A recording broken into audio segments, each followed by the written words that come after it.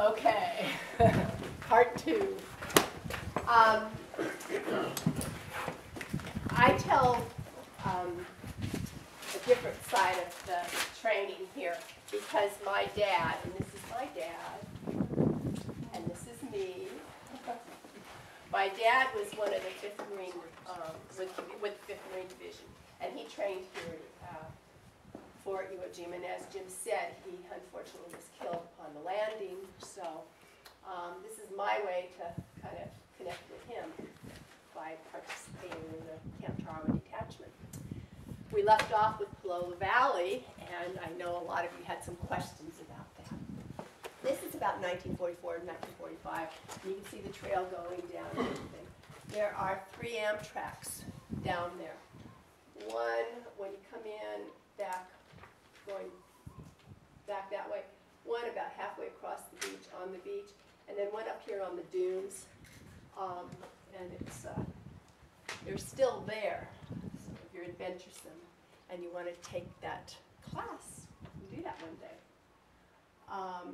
There's the one that's inland from at the base of the mountain, the hill.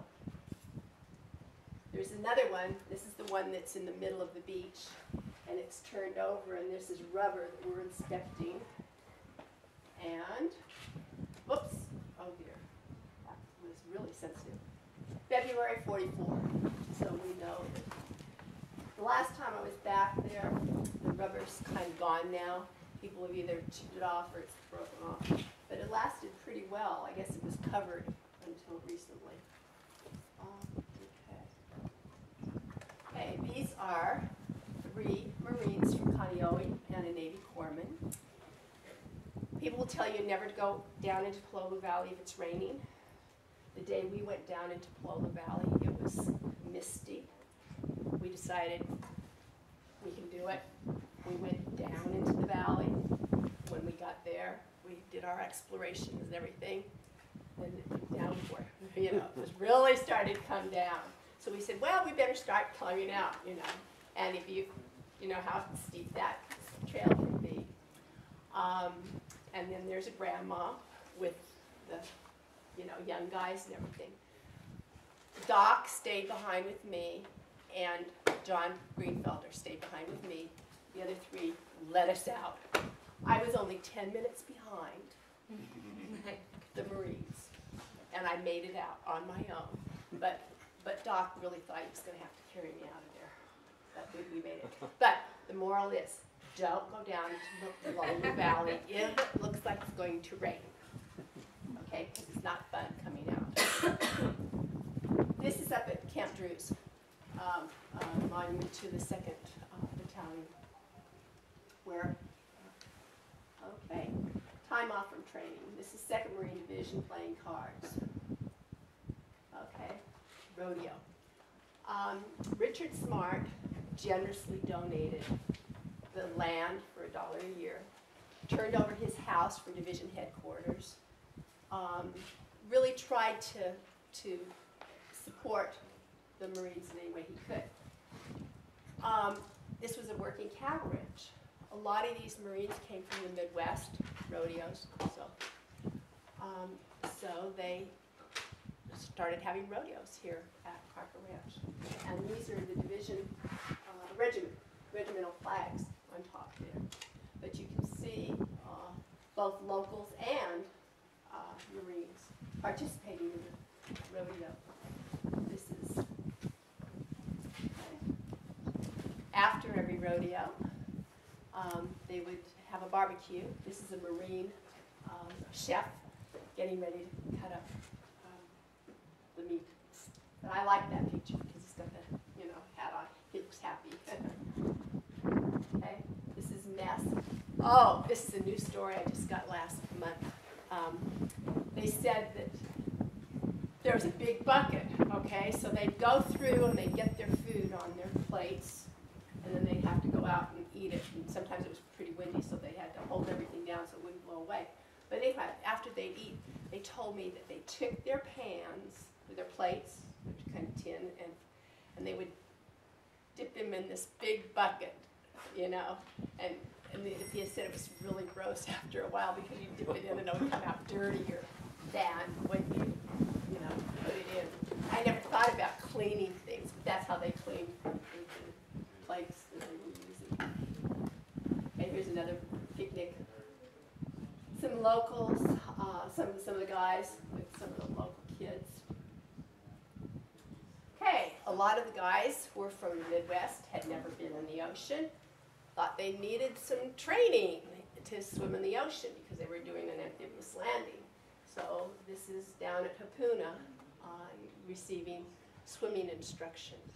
And the guys told me that the undertow was so strong that they had a rope to hold on to. So, you know, you could grab onto it if you needed to. Another news story is one gentleman I just spoke with said he remembers the jellyfish. I guess he got stung by jellyfish down at Hapuna Beach. So the jellyfish were back here then as well. And when they did their training, we encountered those. This is 2nd Marine Division. When they came back from Tarawa, they needed some R&R. And they're down at Camp Drew's drinking beer.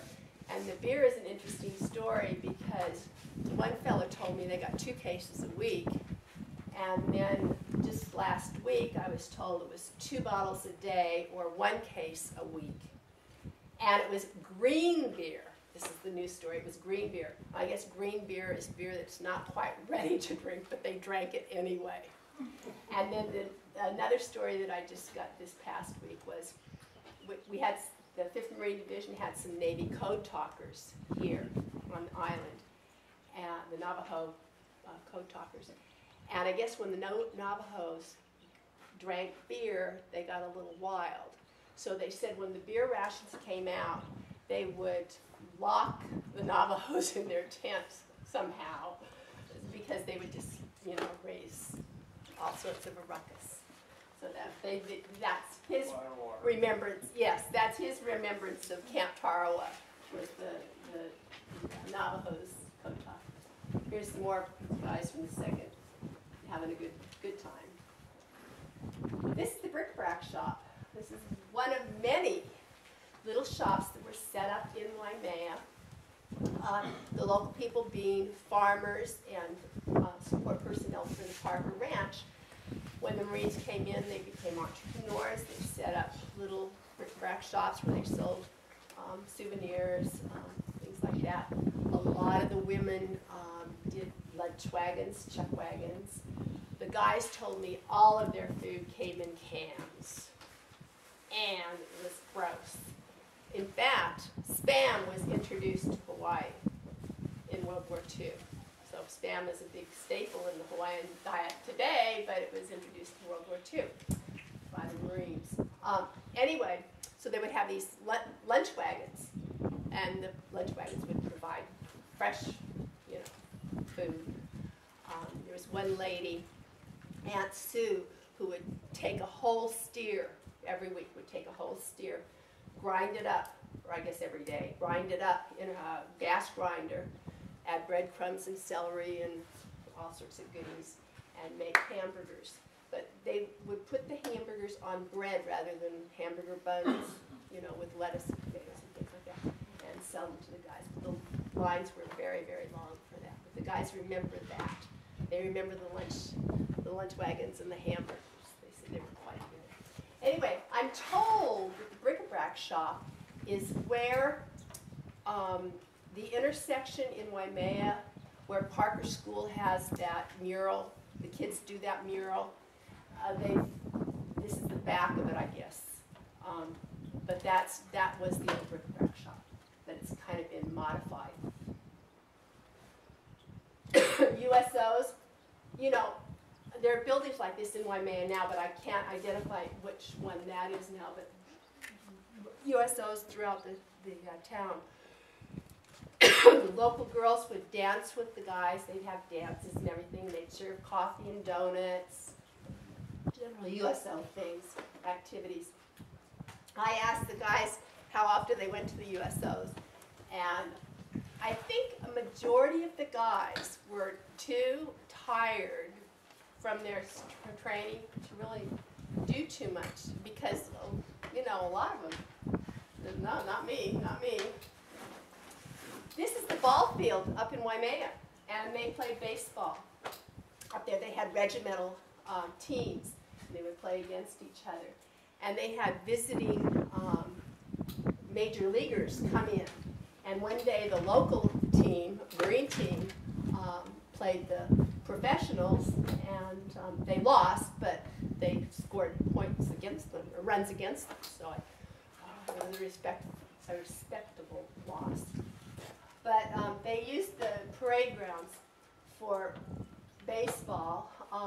They did it for parade grounds. Oops.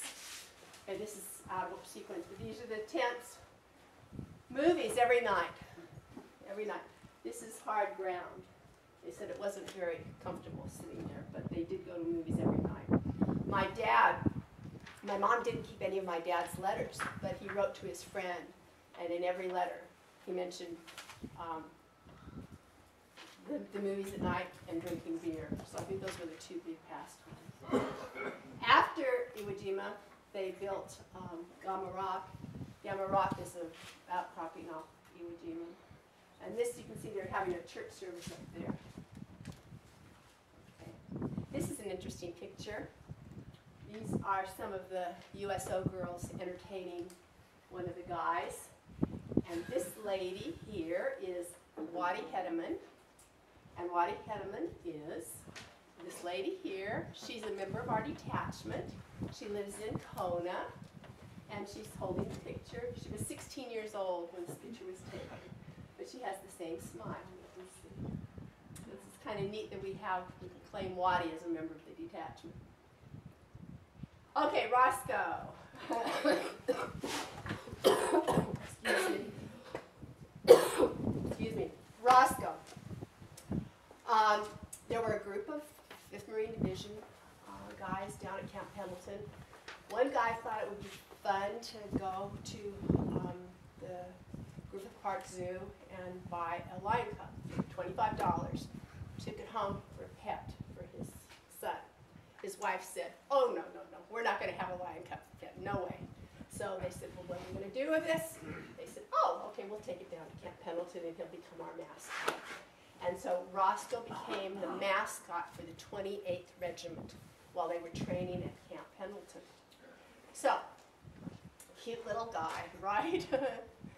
Okay, they came over to Hawaii, and so they snuck Roscoe, I guess, on the ship. And the guys told me that when they found out that Roscoe was on board ship, they said, "You can't feed him." But they snuck him food anyway and kept him alive and everything. So he did arrive here. He had to go through quarantine in Honolulu. And then, as Jim said, I guess he was flown over from Honolulu to the Big Island and landed at Bordelon Field. There is a little cub. Whoops. Okay, this is the headquarters, the main gate, the main gate into the tent, or into the camp city. This is the band. You probably all, even you young people, know, you've heard of Bing Crosby. Bing Crosby had a brother, Bob Crosby, who was a band leader.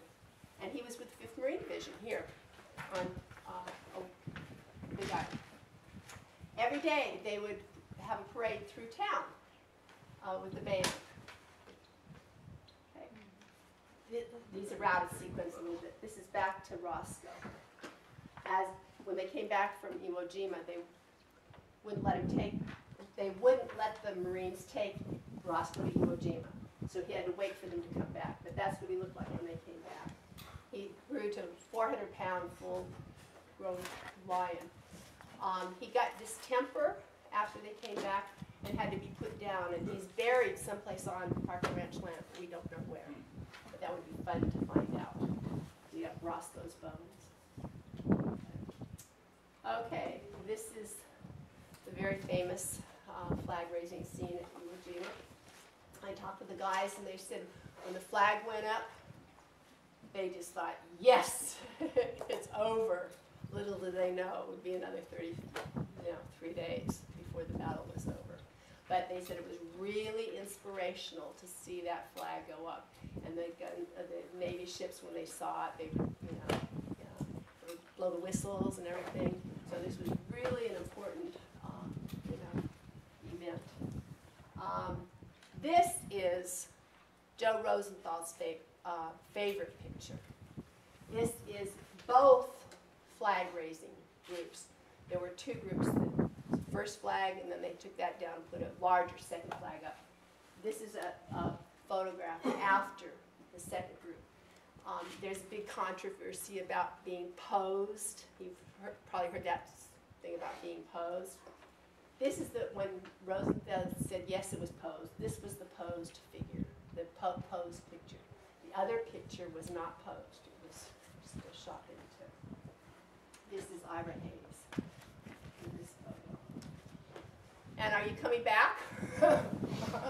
I was waiting for him to come step in. I just kept going.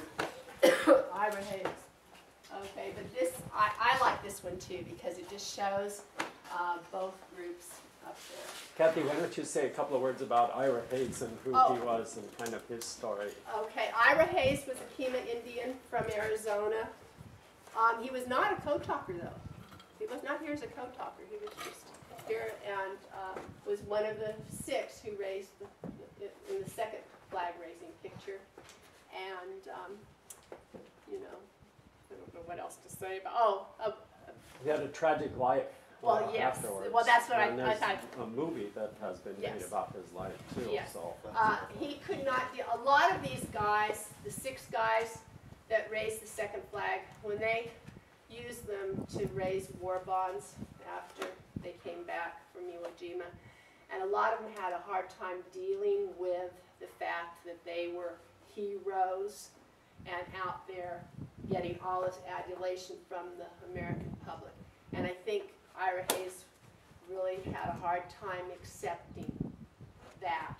And so he did die a tragic death from alcoholism at the age of 32. he was pretty young. Yeah, I think he was 32, when he died of alcoholism. And then, Rene Gagnon, he had many failed ventures when he returned. And Bradley, the Navy corpsman, became a funeral director, but didn't talk about it at all, about Iwo Jima at all. Okay. I think the others were killed. Strank was killed at Iwo Jima after the flag raising, and Harlan was killed. Locke was killed. So I'm trying to think of who else was survived. 1, 2, 3. I know there's a 4th one, but there's a 4th one. I can't remember his name right now.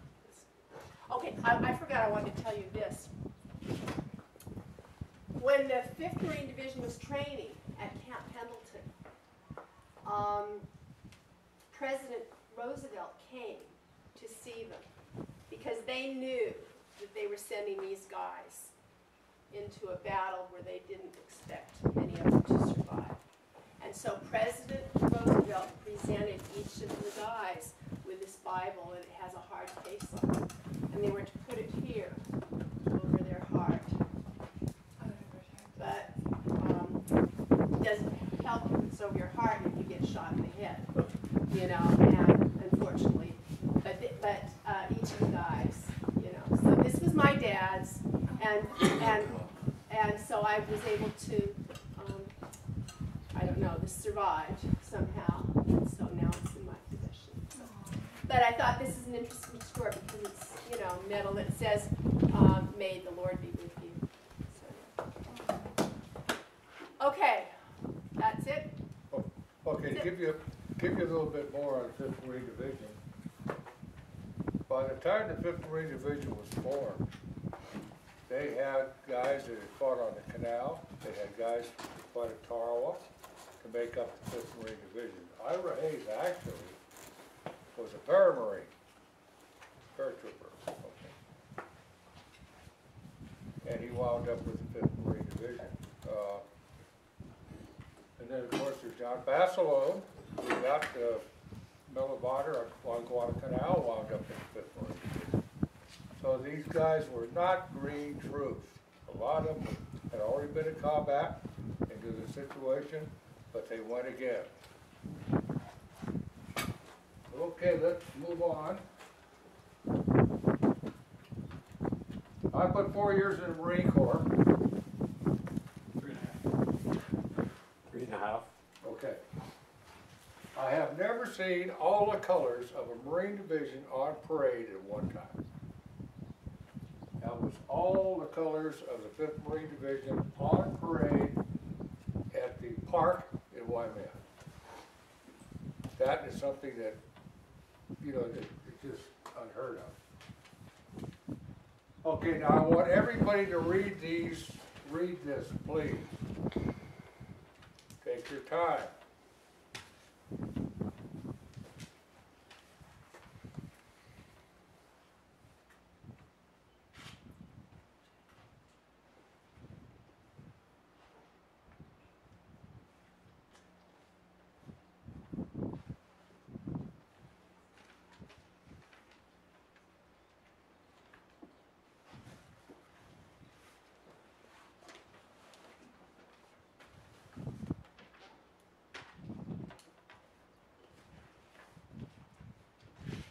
We have troops in harm's way right now in Afghanistan, we're out of Iraq. Look at the casualty for Painton, 27 days. Take a look at the 5th Marine, now this is just the 2nd Marine Division and the 5th Marine Division. Look at the casualty of the 5th Marine Division at Iwo in 32 days.